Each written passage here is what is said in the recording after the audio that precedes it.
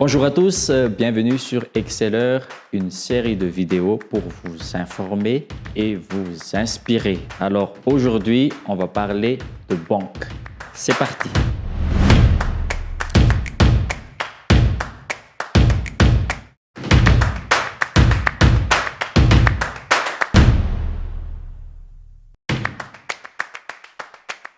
Bonjour, je suis Rachid Moutaji, je suis le directeur général de Banky First, ex-Banque des Mascareignes, et aujourd'hui je réponds aux questions de Exceller. En général, on aime toujours dire que c'était mieux avant. Chose est de constater que l'évolution, elle est là, elle touche aussi le secteur bancaire. Oui, la banque a évolué. Elle n'est plus la même que celle d'avant. Et autant son rôle reste toujours le même, à savoir collecter les dépôts et les transformer en crédit pour financer les ménages et les entreprises. Et prendre le risque, c'est le cœur du métier, c'est de savoir pour la banque quel risque elle peut prendre. Ça, c'est du fondamental qui n'a pas évolué. Ce qui a évolué, c'est l'intrusion du digital, du numérique. C'est une révolution énorme qui a déjà des impacts et qui va avoir des impacts énormes sur le métier de banque. Oui, c'est vrai que cette évolution du numérique, du digital, cette révolution du mode de consommer les services financiers et bancaires qui est déjà là, cette révolution également de l'entrée de nouveaux acteurs dans le domaine bancaire, qui est exclusivement des activités bancaires. Je veux parler du crédit, qui est le cœur du métier, mais d'autres que les banques agissent dans ce secteur-là. Tout ce qui est services de paiement, tout ce qui est fintech, les opérateurs télécoms, ainsi que le blockchain, voire même des acteurs de l'intelligence artificielle, voient une opportunité de rentrer dans certaines activités traditionnellement de la banque. L'Afrique, d'abord, c'est 2 milliards à l'horizon 2050. C'est un marché qui est énorme, pas seulement pour le secteur bancaire, mais l'ensemble du secteur industriel également. Et je dirais que la technologie qui est là, la digitalisation, toute cette révolution numérique va faciliter, va rebattre les cartes du jeu. Et l'Afrique a un atout énorme à jouer par ce saut technologique. Et d'ailleurs, on le voit, les régulateurs dans les zones africaines sont devenus beaucoup plus souples pour faire passer des lois permettant à d'autres acteurs que les banques d'agir, notamment les opérateurs télécoms et d'autres fintech.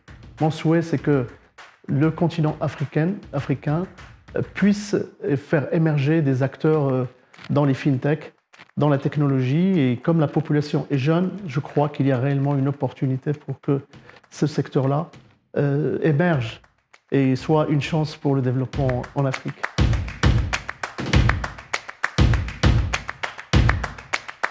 Ça, c'est la règle aujourd'hui dans le monde entier, quel que soit le secteur. Le secteur financier d'une manière générale, avec ce que je viens de dire, et bancaire, notamment pour les banques ont un passé lourd, je dirais, par leur rôle très régulé, par aussi les investissements sur notamment tout ce qui est système d'information, qui est lourd, hein, ils ont un passé, alors que les acteurs de fintech, par exemple, des sociétés de technologie qui sont rentrés dans certaines parties de financement, les opérateurs télécoms et autres, bien ceux-là, ils ont une agilité, une souplesse. Et ils sont en train de grignoter le marché en offrant des services avec des coûts moindres et une proximité avec des moyens que nous avons, qui sont les smartphones, les téléphones, etc. Aujourd'hui, les banques ou les acteurs en général qui ne s'adapteront pas à cette révolution pour être plus agiles, vont être justement fragilisés et vont voir leur part de marché diminuer. Donc c'est s'adapter ou mourir, c'est vraiment la règle qui est là. Et je pense que les atouts de tous les pays jeunes africains sont des atouts qui leur permettent de survivre et voire même de saisir cette opportunité demain.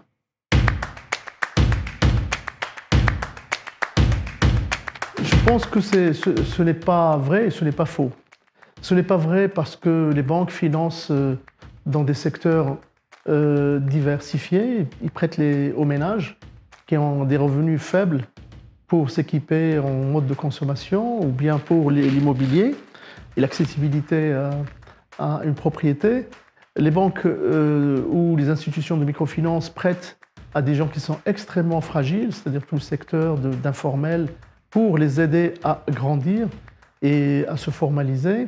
Et donc, en cela, on ne peut pas dire, ce n'est pas vrai, ce n'est pas avéré, que les banques ne prêtent qu'aux riches. Alors, la question derrière cet adage, c'est que c'est vrai que les banques exigent plus ou moins des garanties. Et c'est normal, je pense que le métier de la banque, c'est de collecter des dépôts, les transformer en crédit. Et en cela, ils doivent être prudentes, parce que ce n'est pas leur bien, c'est le bien de leurs déposants. C'est vrai qu'ils doivent prendre des risques, et ça, c'est le cœur du métier de banquier, de choisir le bon risque à prendre. Mais il est normal que quand on s'engage dans un financement, de s'assurer que le projet, d'abord, est de qualité, et ensuite les garanties pour assurer qu'en cas de problème ou de défaillance, que la banque soit couverte et peuvent recouvrir leurs biens en termes de crédit.